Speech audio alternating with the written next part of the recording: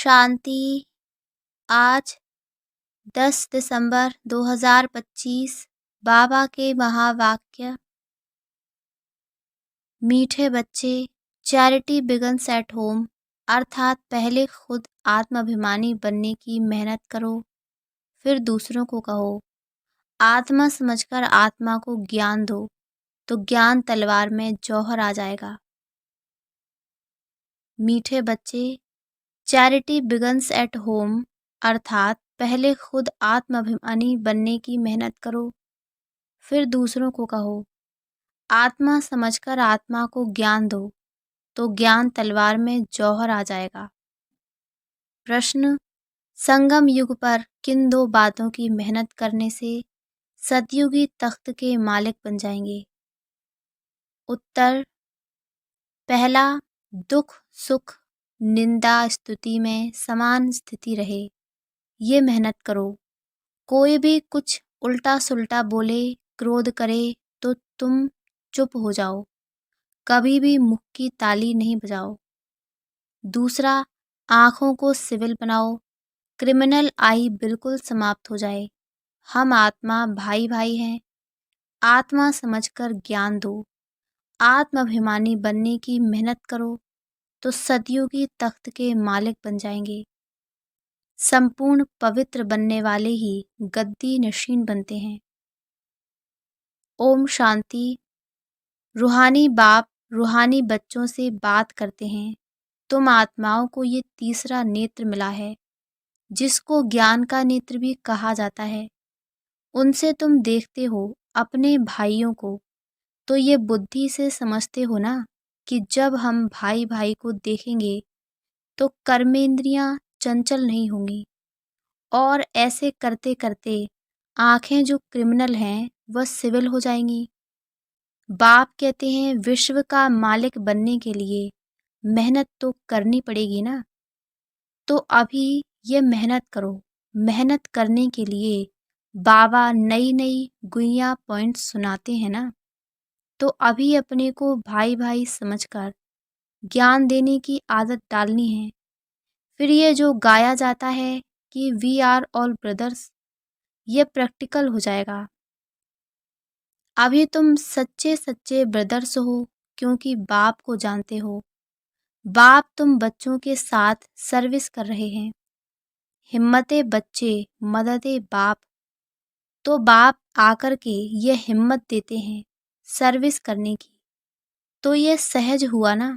तो रोज ये प्रैक्टिस करनी पड़ेगी, सुस्त नहीं होना चाहिए। ये नई नई पॉइंट्स बच्चों को मिलती हैं। बच्चे जानते हैं कि हम भाइयों को बाबा पढ़ा रहे हैं। आत्माएं पढ़ती हैं, ये रूहानी नॉलेज है। इसे स्पिरिचुअल नॉलेज कहा जाता है। सिर्फ इस समय रूहानी नॉलेज रूहानी बाप से मिलती है, क्योंकि बाप आते ही हैं संगम युग पर। जबकि सृष्टि बदलती है, ये रूहानी नॉलेज मिलती भी तब है जब सृष्टि बदलने वाली है।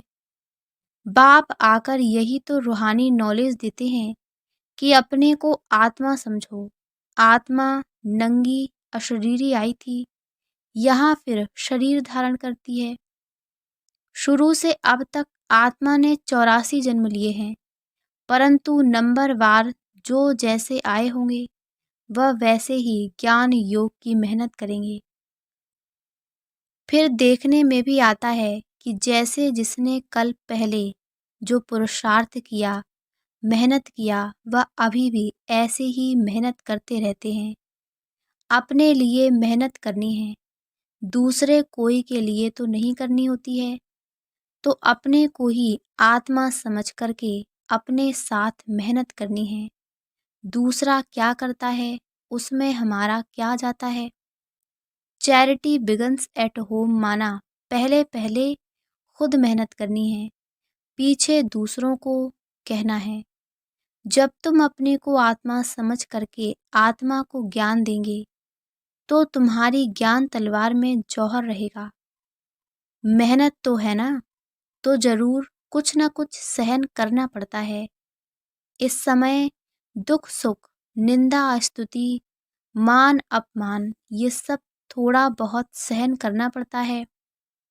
तो जब भी कोई उल्टा सुल्टा बोलता है तो कहते हैं चुप। जब कोई चुप कर देते हैं तो पीछे कोई गुस्सा क्या करेंगे।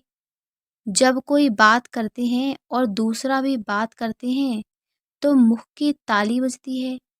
अगर एक ने मुँह की ताली बजाई और दूसरे ने शांत किया तो चुप। बस ये बाप सिखलाते हैं।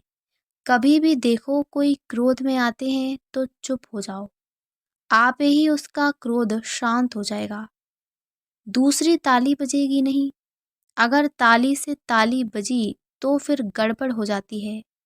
इसलिए बाप कहते हैं बच्चे कभी भी इन बातों में ताली नहीं बजाओ, न विकार की, न काम की, न क्रोध की। बच्चों को हर एक का कल्याण करना ही है। इतने जो सेंटर्स बने हुए हैं, किस लिए? कल्प पहले भी तो ऐसे सेंटर्स निकले होंगे। देवों का देव बाप देखते रहते हैं कि बहुत बच्चों को यह शौक रहता है कि बाबा सेंटर्स खोलूं। हम सेंटर खोलते हैं, हम खर्चा उठाएंगे तो दिन प्रतिदिन ऐसे होते जाएंगे, क्योंकि जितना विनाश के दिन नज़दीक होते जाएंगे उतना फिर इस तरफ भी सर्विस का शौक बढ़ता जाएगा। अभी बाप दादा दोनों इकट्ठे हैं तो हर एक को देखते हैं कि क्या पुरुषार्थ करते हैं, क्या पद पाएंगे, किसका पुरुषार्थ उत्तम, किसका मध्यम, किसका कनिष्ठ है, वह तो देख रहे हैं। टीचर भी स्कूल में देखते हैं कि स्टूडेंट किस सब्जेक्ट में ऊपर नीचे होते हैं। तो यहाँ भी ऐसे ही है। कोई बच्चे अच्छी तरह से अटेंशन देते हैं तो अपने को ऊंचा समझते हैं। कोई समय फिर भूल करते हैं, याद में नहीं रहते हैं तो अपने को कम समझते हैं। ये स्कूल है ना। बच्चे कहते हैं बाबा हम कभी कभी बहुत खुशी में रहते हैं, कभी कभी खुशी कम हो जाती है। तो बाबा अभी समझाते रहते हैं कि अगर खुशी में रहना चाहते हो तो मन मना भव, अपने को आत्मा समझो और बाप को भी याद करो। सामने परमात्मा को देखो तो वो अकाल तख्त पर बैठा हुआ है। ऐसे भाइयों की तरफ भी देखो। अपने को आत्मा समझ करके फिर भाई से बात करो। भाई को हम ज्ञान देते हैं, बहन नहीं, भाई भाई। आत्मा को ज्ञान देते हैं। अगर ये आदत तुम्हारी पड़ जाएगी तो तुम्हारी जो क्रिमिनल आई है, जो तुमको धोखा देती है, वह आहिस्ते आहिस्ते बंद हो जाएगी। आत्मा आत्मा में क्या करेगी? जब देह अभिमान आता है तब गिरते हैं।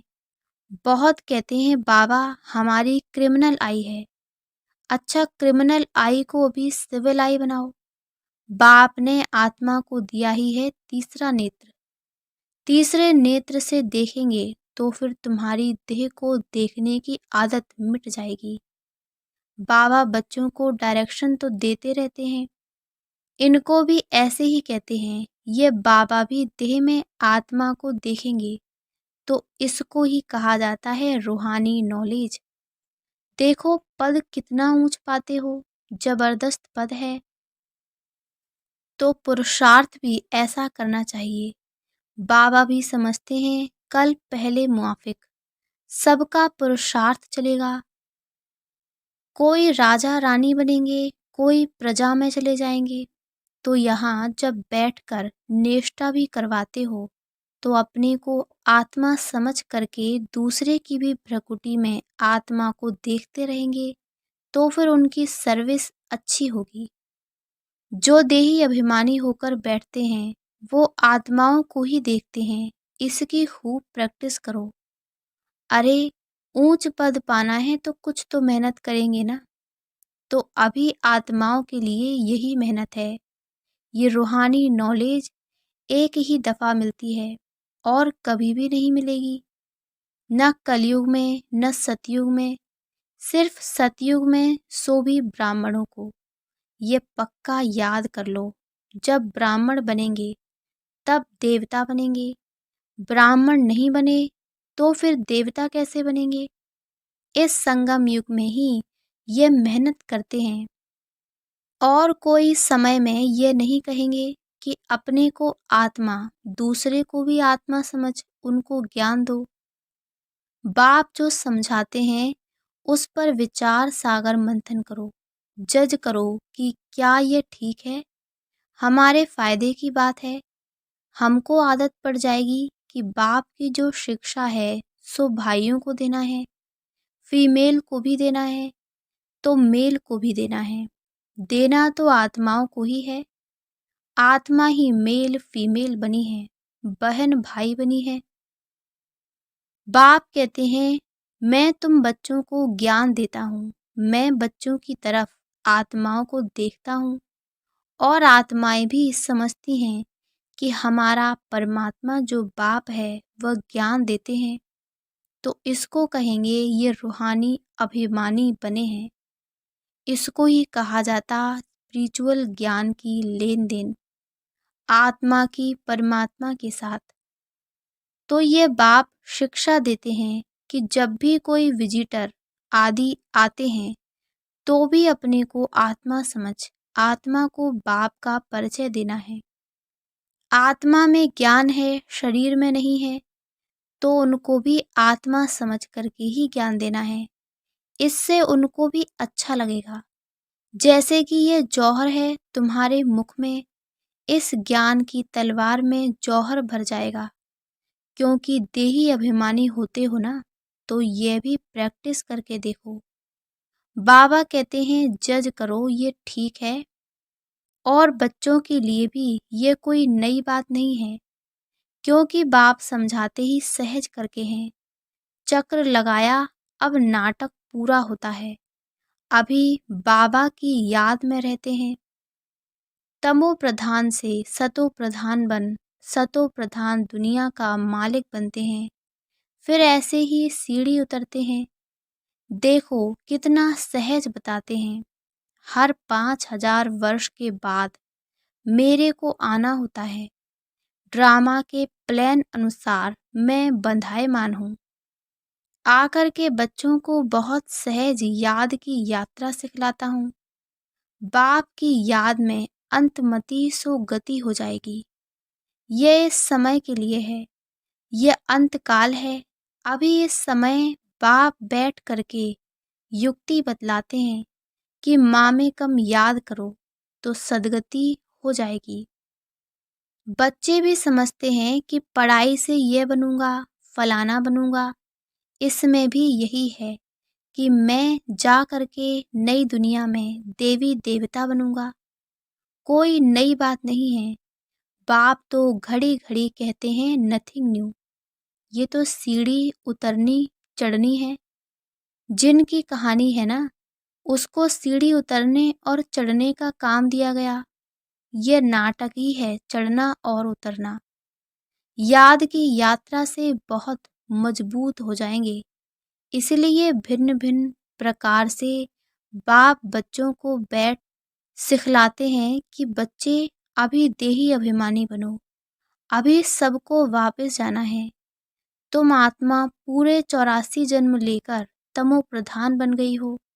भारतवासी ही सतो रजो तमो बनते हैं।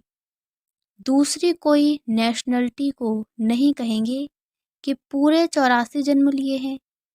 बाप ने आकर के बताया है नाटक में हर एक का पार्ट अपना अपना होता है।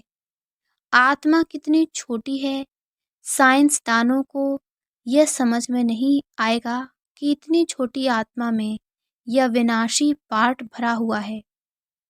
यह है सबसे वंडरफुल बात। ये छोटी सी आत्मा और पार्ट कितना बजाती है, वह भी अविनाशी। यह ड्रामा भी अविनाशी है और बना बनाया है। ऐसे नहीं कोई कहेंगे कि कब बना, नहीं, ये कुदरत है। ये ज्ञान बड़ा वंडरफुल है। कभी कोई ये ज्ञान बता ही नहीं सकते हैं। ऐसे कोई की ताकत नहीं है जो यह ज्ञान बताए।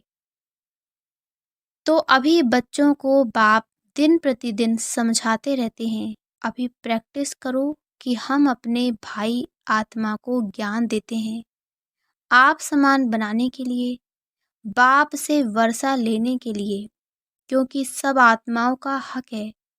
बाबा आते हैं सभी आत्माओं को अपना अपना शांति व सुख का वर्षा देने। हम जब राजधानी में होंगे तो बाकी सब शांति धाम में होंगे, पीछे जय जयकार होगी, यहाँ सुख ही सुख होगा। इसीलिए बाप कहते हैं पावन बनना है। जितना जितना तुम पवित्र बनते हो उतना कशिश होती है। जब तुम बिल्कुल पवित्र हो जाते हो तो गद्दी नशीन हो जाते हो।